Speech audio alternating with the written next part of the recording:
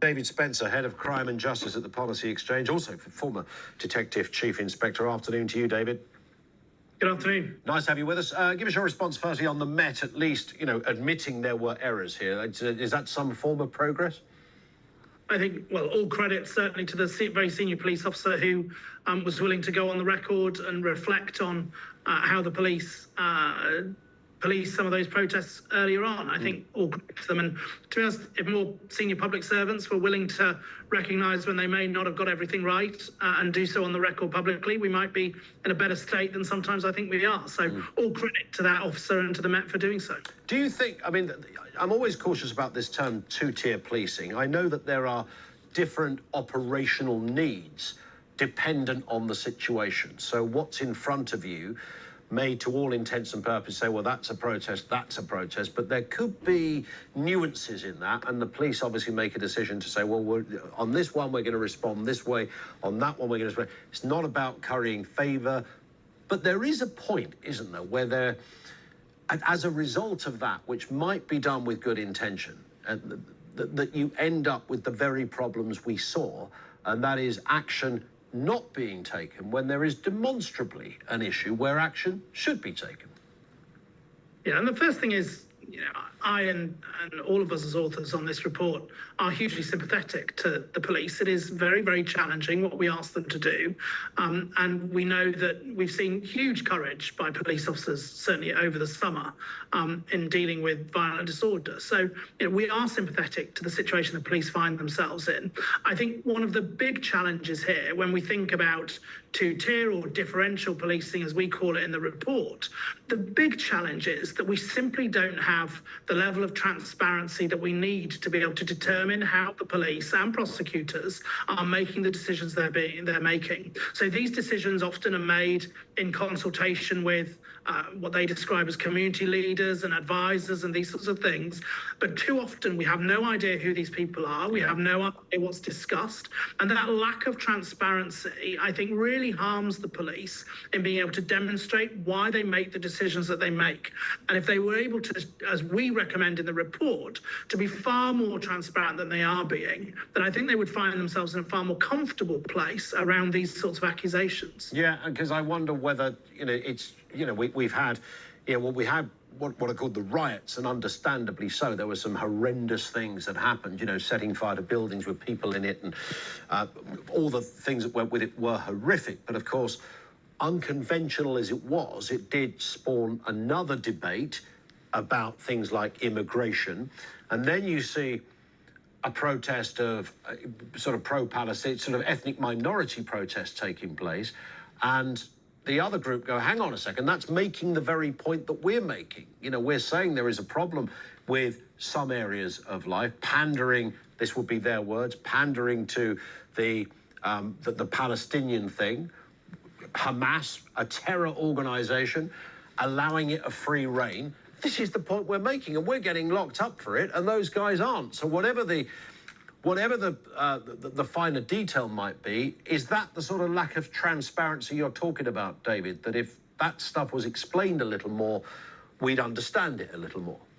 Well, first of all, I would say that I think there's a real distinction between the protests, as disruptive as they may be, and some of the scenes of carnage and violence that we saw over the summer. And we're very clear in the report to distinguish between those different types. Yeah, we all get that. Yeah. I think what I would say to the police, when they look at the recommendations and the government in this report, that if they could be more transparent, if they could be more fulsome in explaining where the advice they're getting is from and how they then come to the decisions they come to, that would make it much, much easier for everyone to understand why they make the choices they make. But without knowing who it is that's providing the advice, without understanding what the legal advice looks like, all of these sorts of things, this sort of shroud of secrecy means that we simply have no idea. We are unable to diagnose what is going on in the system. So we're left, understandably, many commentators or members of the public are left looking at these situations, think, well, there must be something, I can't think of a better word, but inappropriately discriminatory going on. It is inevitable that people come to that conclusion if we don't see the sort of transparency that certainly in the report we're calling for.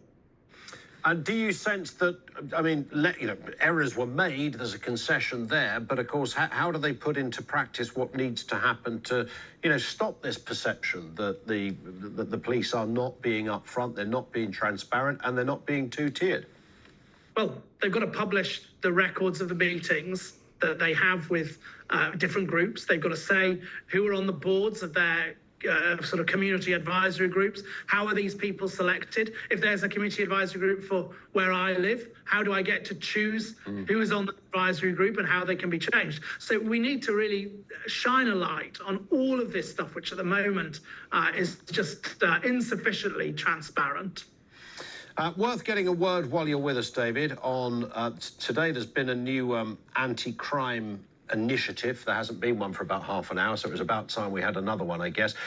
This included Hollywood actor Idris Elba pitching up there with Keir Starmer in a bid to tackle the nationwide problem. We do, I joke at the beginning, but we seem to have had a lot of these over the years and they haven't really come to much. Yeah, well, I think that's a fair assessment. And of course, the new government has made tackling knife crime one of the central missions of government. I think they're to be applauded for that. The reality is that knife crime in this country has more than doubled over the last 10 years. It is a very, very serious problem. And I really, I commend people like Idris Elba for wanting to be at the forefront of raising the profile of these sorts of problems and getting involved. The reality is, if we are to solve the problem, then the sorts of things that have been talked about are not the only solution. We also need proper police enforcement on the streets, tackling those who are carrying knives.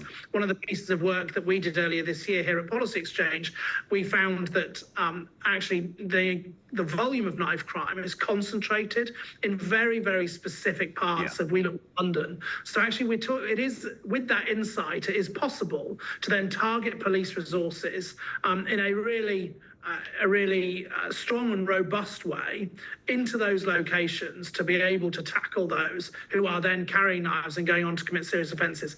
And I think as good as today's stuff sounds from Number 10, that needs to be balanced also with robust enforcement by the police. Yeah, and I was going to say, obviously many people come up, we're all armchair judges, detectives and prime ministers. I understand that. Lots of pressure on politicians to be more robust with sentencing when it comes to those caught carrying a knife for the first time. But of course, that then feeds into another problem, which are prison places, which we're also discussing here as well. And we now know that despite this idea of freeing more prisoners, the early release scheme, which starts tomorrow, might well free up some places. It might well make the life of a prison officer a little easier on C Wing for half an hour or so. But then it puts a big pressure on probation officers. So you create almost the air bubble of it. You create another problem. Yeah, and this is the reality of the criminal justice system, is that it is a pipeline.